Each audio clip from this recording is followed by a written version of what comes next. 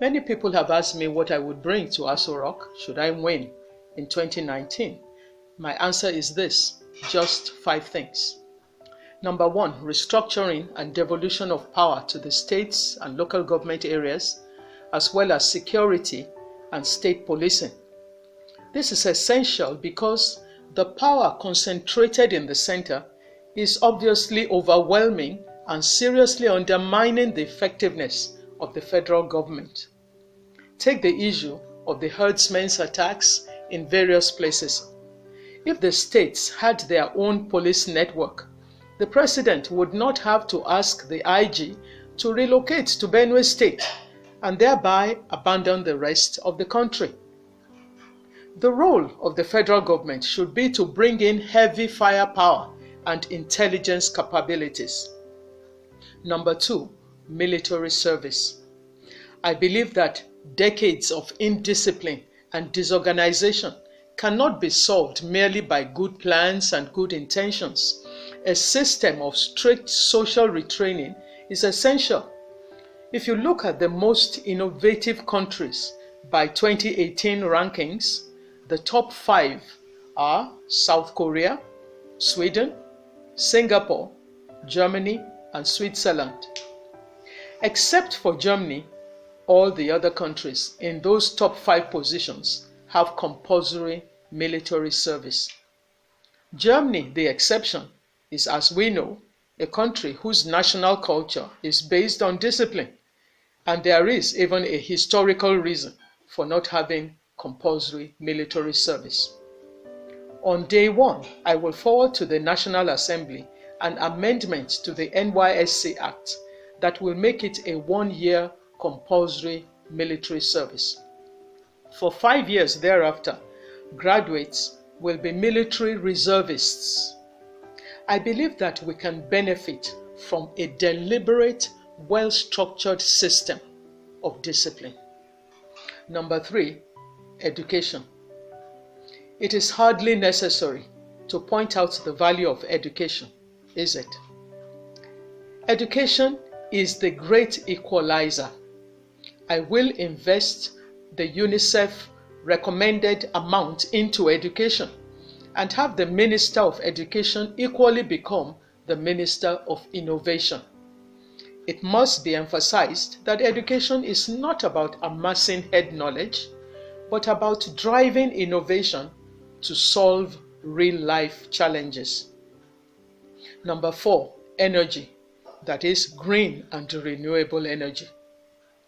The nation has experienced, especially in the last few years, the dire consequences of having a primarily oil-based economy.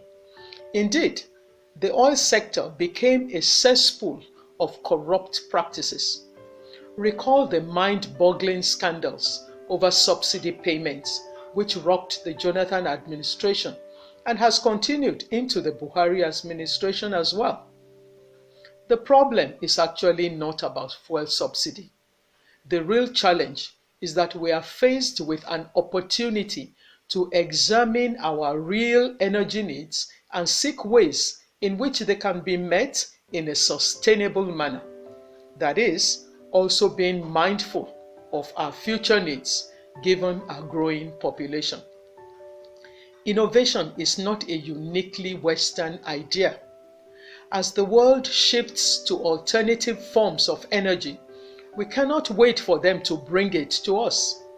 I have often wondered, for example, why Africans with the hot sun on our heads permanently were not the first to think of solar energy. I will ensure that the Ministry of Science and Technology is focused on making Nigeria one of the world's leaders in alternative energy. In 30 years, filling stations will most likely become obsolete. We have to start today to invent the technology and put in place the needed infrastructure that will take advantage of the huge potential we have in generating green energy, not only for our own needs, but for export within our region as well. Number 5, increased productivity and fair remuneration for work done. We waste a lot of time as a nation. This means that our productivity is very low. Developed countries measure productivity in terms of how much work is done within an hour, and they pay accordingly.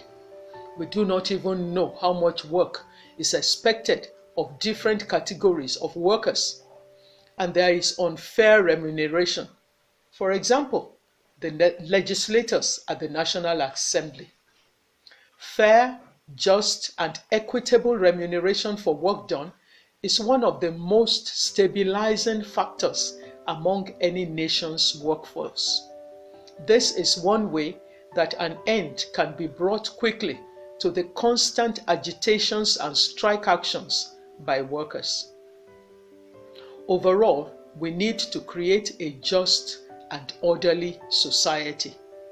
And perhaps more importantly, we must create a culture of honest and dignified labor for our coming generations.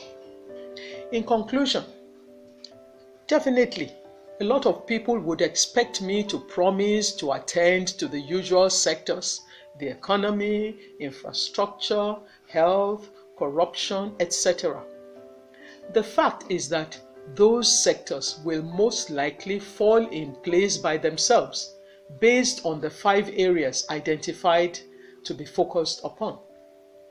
Government's primary job is to create the right environment which would allow entrepreneurs and investors to thrive in their various areas of endeavor, not to compete with the private sector, micromanaging everything from secondary schools to roads to building railways and generating electricity. The majority of Nigerians now believe that President Buhari should not be re-elected. We have performed that feat before in 2015 when Nigerians decided to vote out a sitting president. So the mission this time is not merely to repeat the same thing. We have to show that we can hold ourselves as citizens to the same standards that we hold our leaders. Good leadership is invaluable, but it will be ultimately unsuccessful if the followers themselves are unwilling to pay the price of change, the change they themselves wish to see in their leaders. My name is Professor Remi Sonaiya.